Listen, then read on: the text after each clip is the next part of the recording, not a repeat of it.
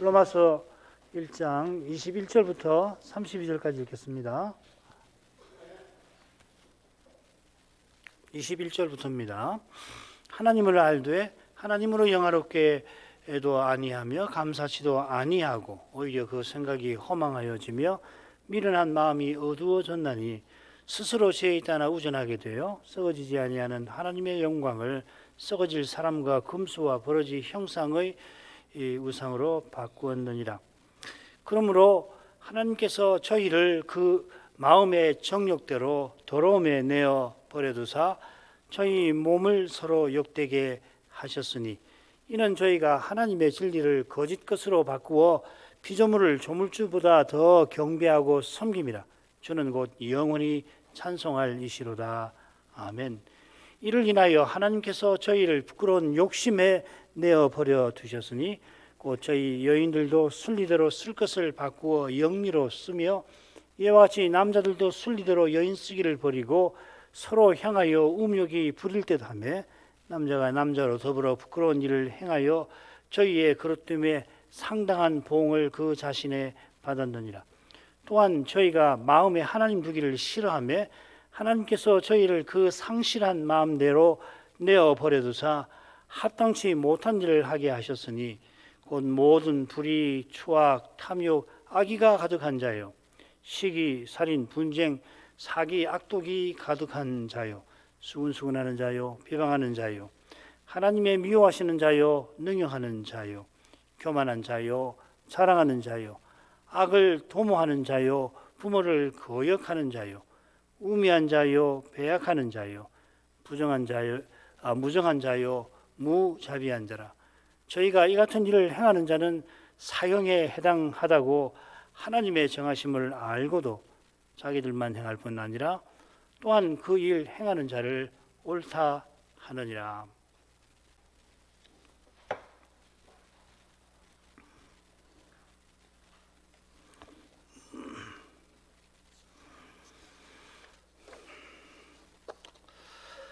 타락한 사람이 하나님을 알되 하나님을 영화롭게 아니하는 이 사실을 보게 되면은 우리가 그리스도로 말미암아 하나님을 아버지라 부르는 이것은 과연 구원입니다. 이것이 하나님과 그리스도를 참으로 아는 것입니다. 요한복음 17장 3절의 말씀인데 이 말씀은 아들께서 십자가를 앞두시고 아버지께 기도하신 그 기도에 나옵니다.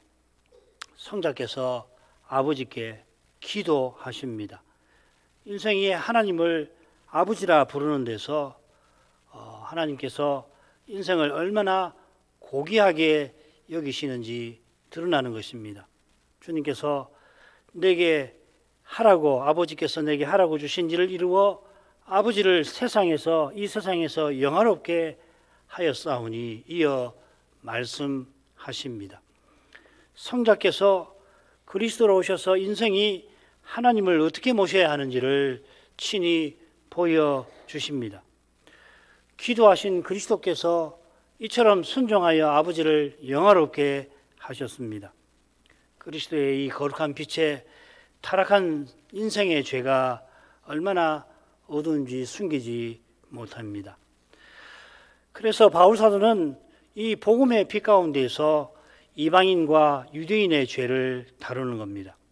다루는 죄의 내용이 많고 또 깊기 때문에 1장 18절부터 1장 마지막까지 2장 1절부터 5절 또 2장 12절부터 24절까지 단락이 이 죄에 관한 내용으로 가득 차 있다고 느낄 만큼 많고 또 내용이 깊어서 거기에 압도된 나머지 한가운데 나오는 단락의 취지를 놓치곤 합니다. 2장 6절부터 11절 말씀인데요. 인생의 죄를 깊이 깨닫고 오직 믿음으로 의롭다 하심을 고백하는 그런 바른 교회와 신학자들도 하나님께서 장차 행한 대로 보응하신다는 이 말씀 2장 6절부터 11절을 죄의 형벌이라고 하는 관점에서 해석을 합니다. 참고 선을 행하여 영광과 존귀와 썩지 아니함을 구하는 자에게는 영생으로 하신다. 분명하게 이런 교훈이 있지만은 타락한 후에는 이 말씀이 해당되지 않는다. 이는 원칙적인 이야기고 타락 이후에는 이 말씀이 해당되지 않는다고 해석을 합니다. 의인은 하나도 없으니 다 진노를 받는다 하는 진리를 2장 6절부터 11절에서도 전한다는 것이에요. 이분들이 강조하는 내용 자체야 참으로 성경적이지만은 그러나 이 성경 말씀을 제대로 대하는 것은 아닙니다. 사도는 참고 선을 행하여 영광을 구하는 이들이 누군가 이단락 끝에서 2장 25절부터 29절에서 또 이단락 처음 1장 16, 17절에서 분명히 교훈하는 것입니다. 이 얼개를 잘 헤아려서 항상 자신의 죄나 남의 죄를 볼 때 이 보고만 해서 그리고 장차 심판에 비추어서 살피는 것이 원만합니다. 자, 지난 시간에 이어서 이방인의 죄를 계속 생각해 나가려고 하는데요. 우리 이방인이 하나님을 영화롭게 아니하니까 죄의 어두움에 더욱 떨어져서 결국 하나님의 영광을 피조물의 형상의 우상으로 바꾸어 버립니다. 똑같은 내용이 25절에도 나와서 지난 시간에 같이 생각을 했었습니다.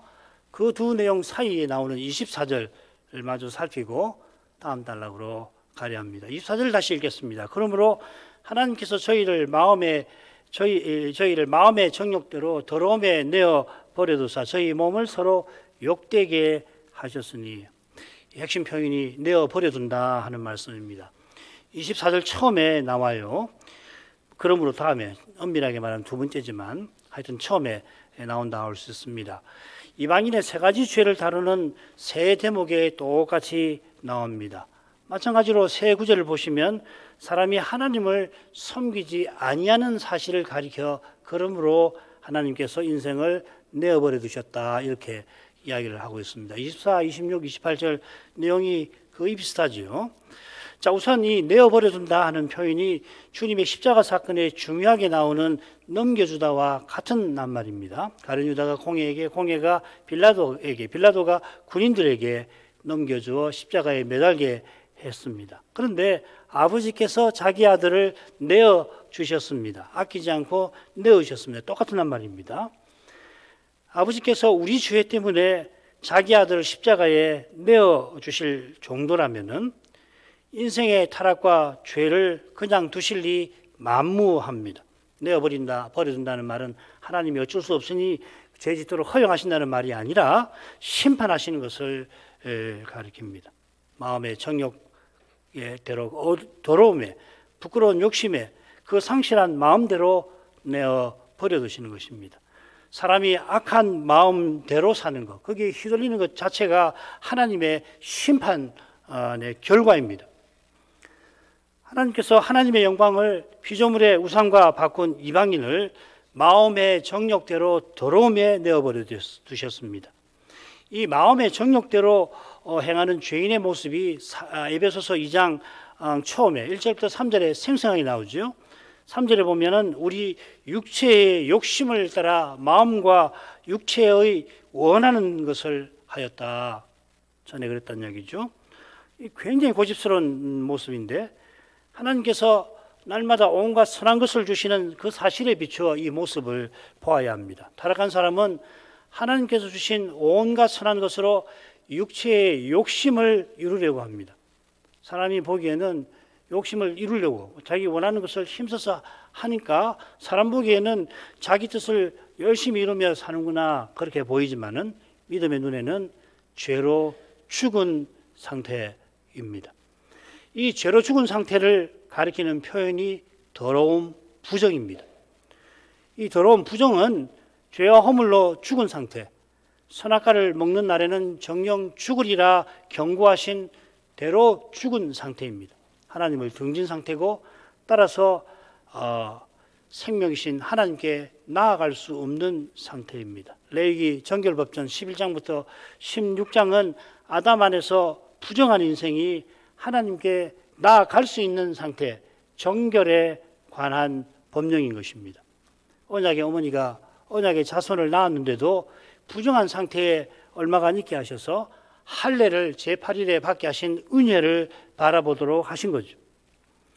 언약의 자손은 분명 여호와의 상급입니다. 기업입니다. 언약의 자손을 낳았는데 그게 어떻게 저주며 죄가 되겠습니까? 오히려 복이지요. 믿음으로 언약의 자손을 낳았으면 의로운 행위 아닙니까? 그런데도 여호와께서 아이 낳는 일을 부정이라고 규정을 하셔서 그 기간 동안에 성막 제사에 나오지 말도록 하십니다. 이것은 자식 낳는 일에 극심한 고통이 따르게 만든 인생의 그 죄 때문에 그 죄를 여호와 메시아께서 오셔서 없이 하실 것을 바라보도록 하신 것이겠지요. 인생 스스로는 절대로 하나님 앞에 나올 수 없다는 것을 이 더러움이, 부정이 가리킵니다. 하나님께 나가기는커녕 오히려 등집니다. 더러움에서 이 사실을 보아야 합니다. 그처럼 하나님을 가까이 하는 기도와 예배에서 하나님 은혜를 항상 기억해야 할 것입니다.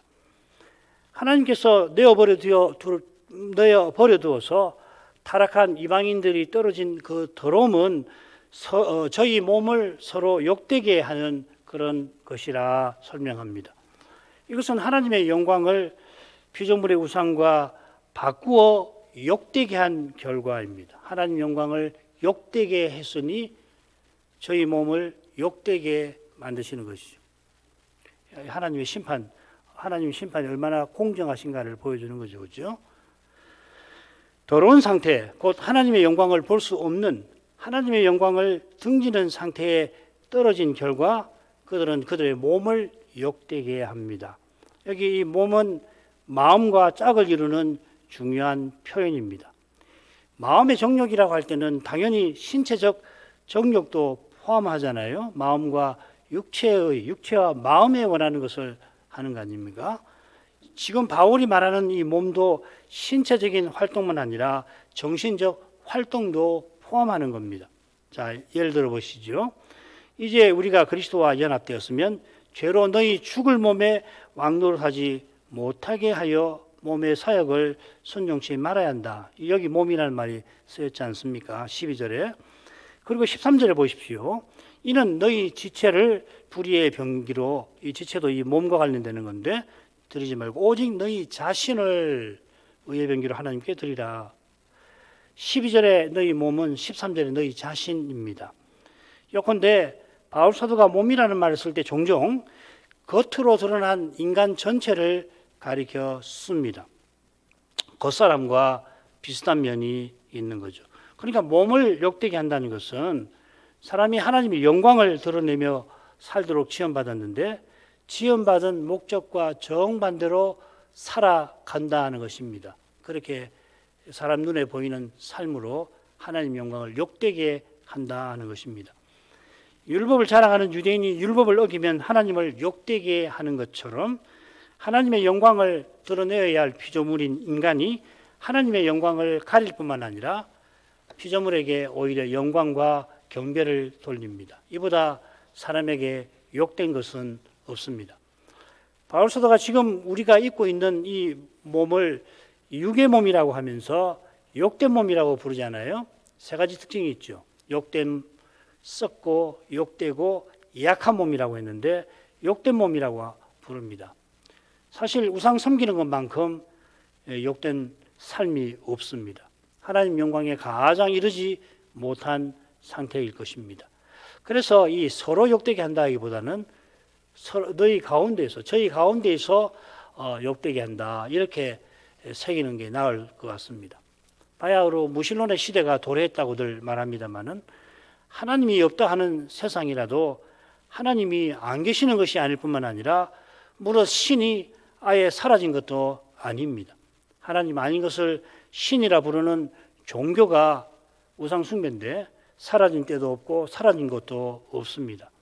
신이 없다 하지만 자연이나 심지어 유전자를 신적 존재로 여기는 것처럼 돈과 권력과 명예를 하나님처럼 사랑하는 일은 우리가 썩고 욕되고 약한 이 육의 몸을 입고 있는 동안 사라지지 아니합니다. 예수님께서 세 가지 시험을 받으신 것은 이 썩고 욕되고 약한 몸을 가진 우리를 위하신 것입니다. 이 세 이 시험하고 이 내용하고 굉장히 비슷하게 연결이 될 겁니다. 시험을 이기신 주님 안에서 우리가 사시고 참되신 하나님만 섬깁니다. 주는 곧 영원히 찬송할 이시로다. 아멘. 자, 그 다음 달라고 하죠. 26, 27절. 이를 인하여 하나님께서 저희를 부끄러운 욕심에 내어버려 주셨으니 곧 저희 여인들도 순리대로 쓸 것을 바꾸어 영리로 쓰며 이와 같이 남자들도 순리대로 여인 쓰기를 버리고 서로를 향하여 음욕이 불일 듯하며 남자가 남자로 더불어 부끄러운 일을 행하여 저희의 그것 때문에 상당한 보응을 그 자신에 받았느니라. 이를 인하여 하나님께서 내어버려 주셨습니다. 24절과 비슷하게 26절이 시작되죠. 이를 인하여는 25절에 나오는 우상 숭배를 가리킬 것입니다. 피조물을 섬기는 타락한 이방인들을 하나님께서 부끄러운 욕심에 내어 버려두십니다. 이 부끄러움이 말씀드린 대로 육의 몸의 특징으로 나옵니다. 욕된 것. 이는 영광과 반대되는 것입니다. 그처럼 욕심은 땅에 있는 지체들, 제거해야 할, 없애야 할 덕목으로 나오죠. 음란, 부정, 사욕, 사욕인데 악한 정욕, 탐심, 이 땅에 있는 지체들을 죽이라 할 때 그 항목입니다. 비슷하게 하나님을 모르는 이방인과 같이 색욕을 좇지 말라 하는 말씀에도 여기 이 욕심이라는 말이 나옵니다. 이 색욕이 두 낱말로 구성이 된 거거든요. 그러니까 욕심이 흔히 욕심이라고 말하는 말이 여기 또 쓰여져 있습니다. 여기 욕심하고 똑같이 상당히 번역하기 좀 어려운데 그걸 색욕이라 번역을 했습니다. 아울러 이 욕됨은 남자가 여자처럼 행동하는 것을 가리켜 사용됩니다. 고린도서 11장 14절입니다. 이런 내용을 다 참조하면 부끄러운 욕심은 이어나오는 동성애를 암시합니다. 여기 중요한 표현이 바꾼다 하는 거죠. 25절에 나왔죠. 타락한 이방인이 하나님의 진리를 거짓 것으로 우상으로 바꾸었는데 저희 여인들도 순리대로 쓸 것을 바꿉니다. 하나님과 피조물을 바꾸니까 하나님의 진리를 거짓 것으로 바꾸니까 하나님께서 이렇게 바꾸도록 만드신 것이죠. 그렇죠? 순리나 영리에는 본성이라는 표현이 있습니다. 여기 본성은 조물주께서 하나님 형상대로 남자와 여자를 지어서 혼인을 통하여 한 몸이 되게 하신 것을 가리킵니다. 좀 길게 본성을 설명을 했습니다. 하나님께서 정하신 대로 행할 때에 사람은 하나님의 영광을 드러냅니다. 삼위의 영광이 거룩한 혼인에 나타나게 하셨습니다. 사람의 본성이라고 말할 때는 사람을 사람되게 하는 것이라 하는 건데 그건 단지 이성만 아닐 겁니다.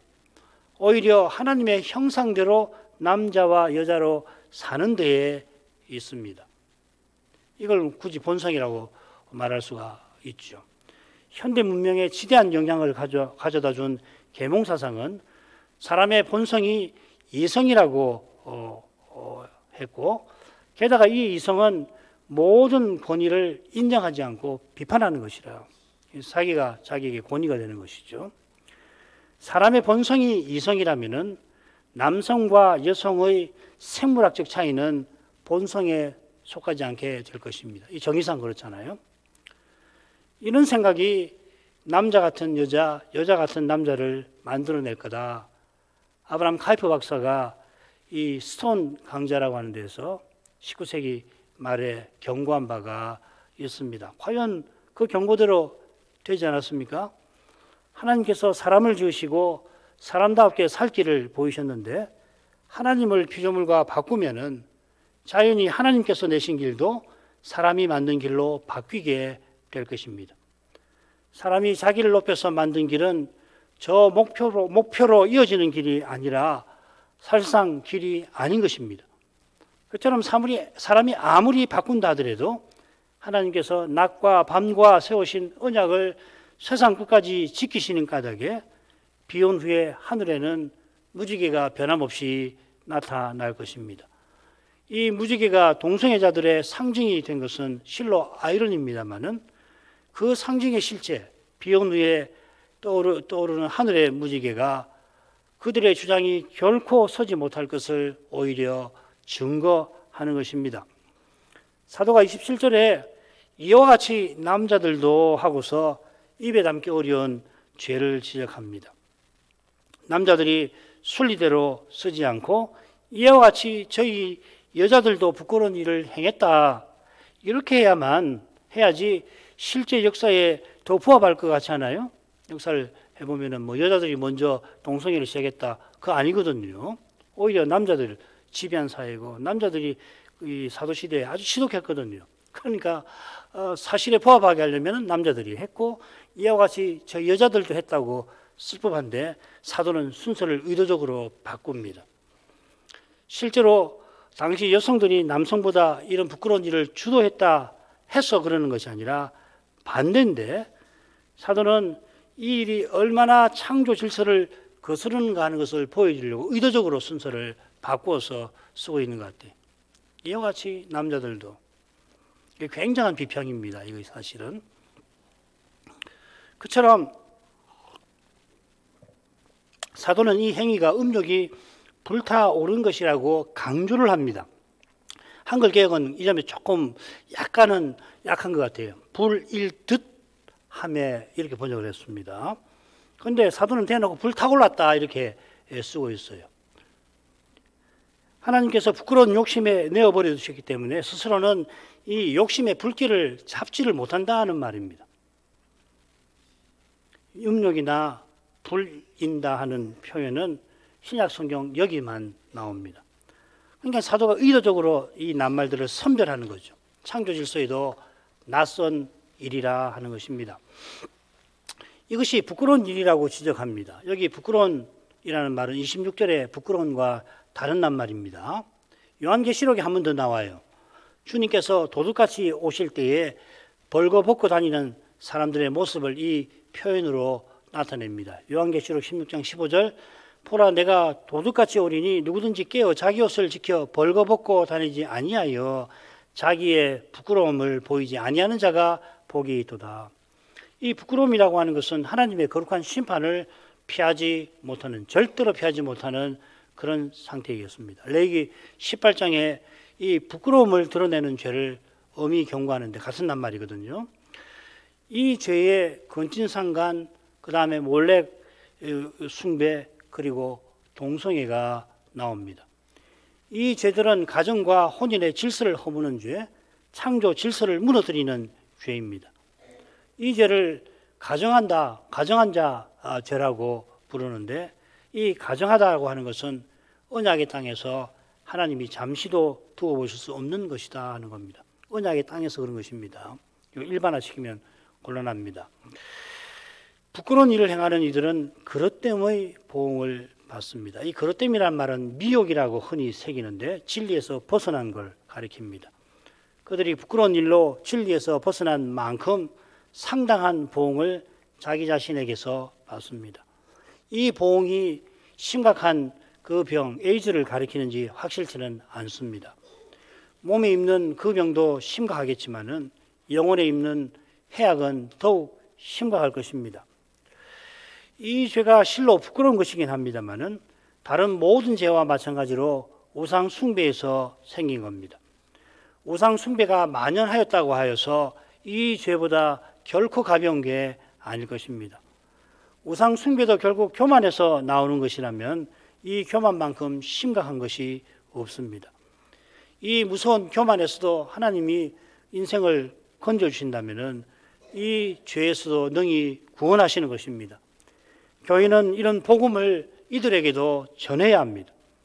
무엇보다 중요한 일이 있는데 이런 죄를 범하지 않고 이런 성향이 있는 사람들은 이 두려운 죄를 짓지 않도록 사랑의 심정으로 교회는 권해야 합니다. 이 죄를 지은 것하고 짓지 않은 것은 차이가 굉장히 크지 않아요.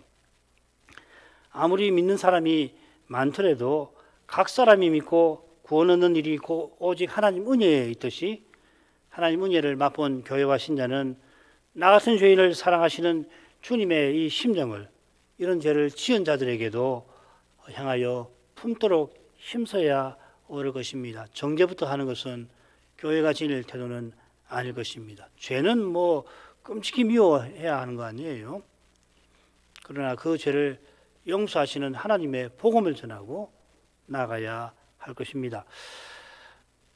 마지막 부분입니다. 또한 저희가 마음에 하나님 두기를 싫어하며 하나님께서 저희를 그 상실한 마음대로 내어버려 두사 합당치 못한 일을 하게 하셨으니 곧 모든 불의, 추악, 탐욕, 악의가 가득한 자요, 시기, 살인, 분쟁, 사기, 악독이 가득한 자요, 수근수근하는 자요, 비방하는 자요, 하나님의 미워하시는 자요, 능욕하는 자요, 교만한 자요, 자랑하는 자요, 악을 도모하는 자요, 부모를 거역하는 자요, 우매한 자요, 배약한 자요, 무정한 자요, 무자비한 자라. 저희가 이 같은 일을 행하는 자는 사형에 해당하다고 하나님의 정하심을 알고도 자기들만 행할 뿐 아니라 또한 그 일을 행하는 자를 옳다 하느니라. 28절도 24, 26절과 비슷한 내용으로 시작되죠. 저희가 마음에 하나님 두기를 싫어하며 우상 숭배와 매우 비슷한 표현이죠, 그죠? 이 말씀에 지식이 들어 있습니다. 그래 우리 성경에 보면 여러분 갖고 계신 성경 보면 마음인가요?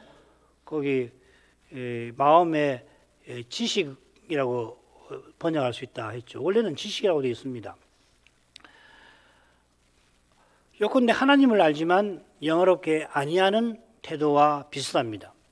자기의 실제 삶에서 하나님을 인정하지 않으려고 하는 태도를 가리킵니다. 시편의 어리석은 자는 그 마음에 이르기를 하나님이 없다. 그 마음에 이르기를 하나님이 없다 하지 않습니까? 이 말씀이 떠오릅니다. 하나님이 없다 생각하는 그 마음에 여전히 하나님의 계시가 비치고 있습니다. 죄로 말미암아 그 마음이 어두울 뿐 아니라 심지어 어둠으로 그 빛을 가리려 하는 것을 가리킵니다. 그만큼 악하기 때문에 하나님께서 그들을 내어버려 두시는데 이번에는 그 상실한 마음에 떨어지게 하십니다. 이 상실한 마음하고 이 싫어한다고 새긴 표현이 같은 낱말이 있어요. 헬라어를 쓰면 아주 분명한 도키마조라는 말이 있는데 싫어한다고 새겼는데 어떻게 번역할 수 있냐면 인정치 않는다 하는 말이고 상실한 마음은 인정받지 못한 마음이라는 말입니다. 하나님의 시험에 탈락한 마음 이 말입니다. 이 표현은 상실한이라는 말은 은혜 섞인 찌꺼기나 가시나 엉겅퀴가 난 저주받은 땅을 가리켜 사용됩니다. 본디 하나님을 모셔야 우리의 마음이 하나님께 인정받는 상태가 될 텐데 하나님을 모시지 않으니까 하나님과 그 뜻에 합당치 아니한 하나님 인정치 아니하시는 그러한 일들을 행하게 되는 겁니다. 이런 일을 행하는 것은 하나님께서 내어버려 두신 결과 심판하신 결과 하나님을 인정치 않으니까 그렇게 인정받지 못하는 상태로 살아가게 만드시는 거죠. 이어 사도가 그 결과들을 목록과 같이 길게 제시하는데 이 사용된 표현을 참조하면 셋으로 나눌 수 있을 것 같아요. 모든 불의, 추악, 탐욕, 악의가 가득한 자 이게 하나고요. 그 다음 시기, 살인, 분쟁, 사기, 악독이 가득한 자 이 다섯 종류가 가득한 자 그리고 이어서 12일 겁니다. 수근수근하는 자, 비방하는 자, 하나님 미워하시는 자, 능욕하는 자, 교만한 자, 자랑하는 자, 악을 도모하는 자, 부모를 거역하는 자, 우매한 자, 배역하는 자, 부정한 자, 무자비한 자 12이 나옵니다. 이 둘씩 나오는 건데 29절에 보시면은 가득한이라는 표현이 두 번 나오죠. 그죠? 각 목록에 나옵니다. 다른 말인데 두 말이 원문도 다른데 실제로는 결국 같은 뜻입니다. 처음 들은 한 사람 안에 여러 악덕이 가득한 상태를 표시하고 있고 셋째는 여러 가지 악을 행하는 사람들을 열거하고 있습니다. 자, 첫 번째 간단히 보죠. 모든 불의, 추악, 탐욕, 악의가 가득한 자라 하였습니다. 불의, 추악, 탐욕, 악의가 어떻게 구별될까? 그 구분할 엄두를 내지 못할 만큼 지금 강한 용어가 사용되었습니다. 온갖 불의가 가득한 자. 얼마나 강한 표현입니까? 그런데 온갖 추악, 온갖 탐욕, 온갖 악의도 가득합니다. 불의로 진리를 막는 자들에게 하나님의 진노가 나타나서 온갖 불의가 가득한 결과가 사람들에게 일어나도록 하신다는 겁니다. 하나님이 신실하셔서 온갖 선한 것을 주시지만은 그 신실하심을 막아버리면, 진실을 막아버리면 결국 사람에게 있는 죄와 악만 나오고 맙니다. 주신 온갖 것으로 온갖 죄를 짓게 되는 겁니다. 만일에 하나님께서 이렇게 철저하게 심판하시면은 수많은 사람이 하나님의 법을 어기는 그것만 내놓게 될 것입니다. 이런 비슷한 그 현실이 전쟁 중에 가끔씩 일어나잖아요. 그것도 완벽하게 나타나지 않는데 얼마나 끔찍한 상태인지 모릅니다. 그래서 추악이 그에게 가득할 것입니다. 바리새인이 가이사에게 세를 바치는 것이 옳습니까? 시험했는데 예수님께서 그들의 악함을, 추악을 보시고 책망하셨습니다. 그들의 마음에 악독이 가득하다고도 전에 말씀을 하셨습니다. 누가복음 11장 39절인데 장로 유전을 철저히 지키는 그 바리새인의 마음에 악독이 가득하다 하셨습니다. 왜 그러냐면은 그들이 그 악한 자의 아들들인 것과 붙어 있는 거예요. 다 같은 말입니다. 악한 자, 보네로스라는 말인데 그 악한 자를 따르는 천사들도 악한 영이라고 부릅니다. 이 추악이라고 하는 것을 굳이 정의한다면 악으로 선을 갚는 태도를 가리킬 것입니다. 또한 탐욕이 가득합니다. 주님께서 장로의 유전을 철저히 지키려는 바리새인들의 마음에 악독과 탐욕이 가득하다 이어 말씀하셨습니다. 바울 사도가 믿기 전에 죄의 문제, 자기의 죄의 문제를 다루면서 이 탐욕을 특별히 거론하지 않았습니까? 그가 누구보다 하나님을 섬기고자 했는데 그게 실은 탐욕이었습니다. 하나님을 섬긴다고 했지만은 실은 자기의 욕심을 섬긴 겁니다. 정확하게는 탐욕을 불러일으키는 죄를 섬긴 것입니다. 이게 로마서 6장의 주제 아닙니까? 죄가 바울의 그 율법 지식을 이용하여서 바울 안에 각종 탐심이 일어나게 했다 하였습니다. 각종 온갖 탐심을 불러일으켰으니까 바울의 마음에 탐심이 그때 가득했던 것이죠. 바울은 이런 경험을 통해서 타락한 이방인의 상실한 마음이 어떤 상태인지를 잘 알았을 것입니다. 얼마나 두렵고 비참한지 누구보다 잘 알았을 겁니다. 온갖 불의, 추악, 탐욕이 가득한 마음에 온갖 악의가 가득합니다. 이 악이라고 하는 것은 좀 더 내면적인 태도인 것 같고 악독, 추악은 좀 더 외향적인 태도인 것 같아요. 굳이 구분하자면 악의와 추악을 구분하면 추악은 좀 더 겉으로 드러난 태도고 악의는 좀 더 내면적인 태도라고 하는 것은 어떤 마음의 일정한 움직임 같은 거잖아요. 그게 좀 더 내면적인가 외향적인가 그 차이 같아요. 굳이 구분하자면은. 그러니까 악의는 악한 마음과 의도에 가깝고 추악은 그러한 마음으로 악을 저지르는 그 행위, 또 행동으로 나아가는 태도를 가리키는 것 같습니다.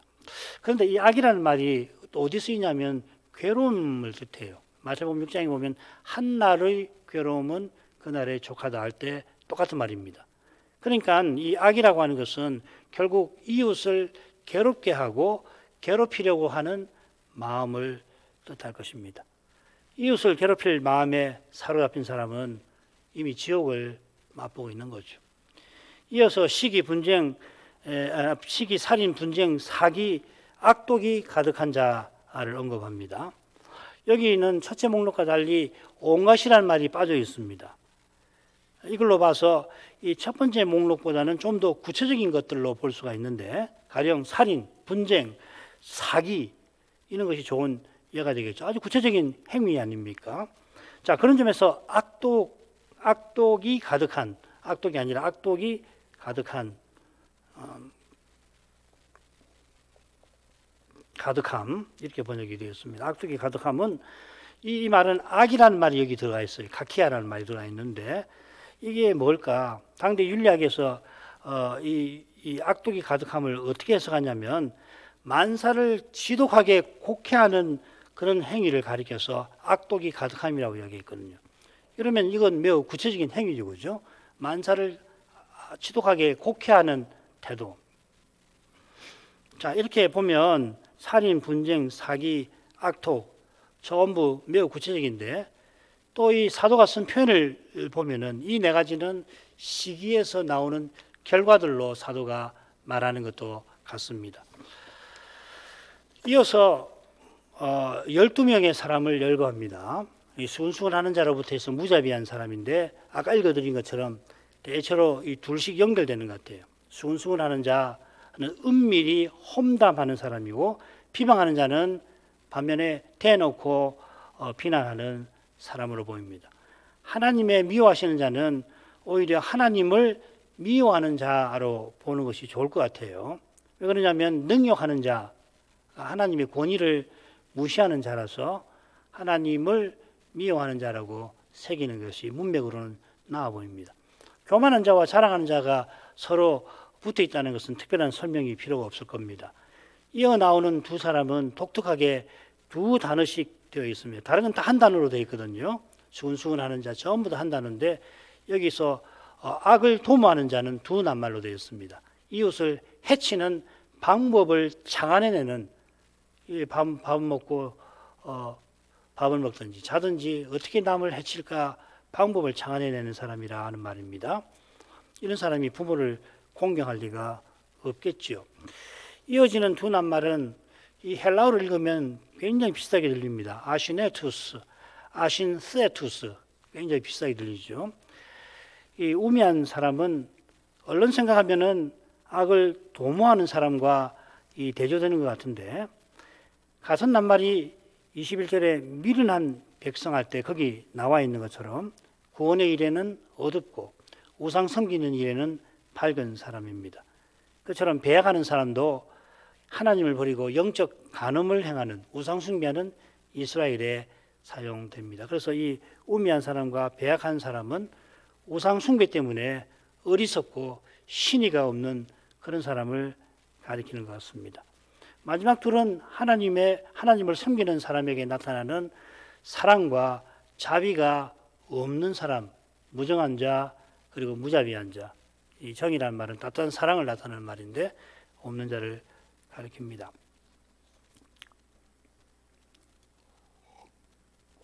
하나님께서 하나님을 떠난 이방인을 하나님 없는 마음에 내버려 두신 결과가 얼마나 두렵고 끔찍한가.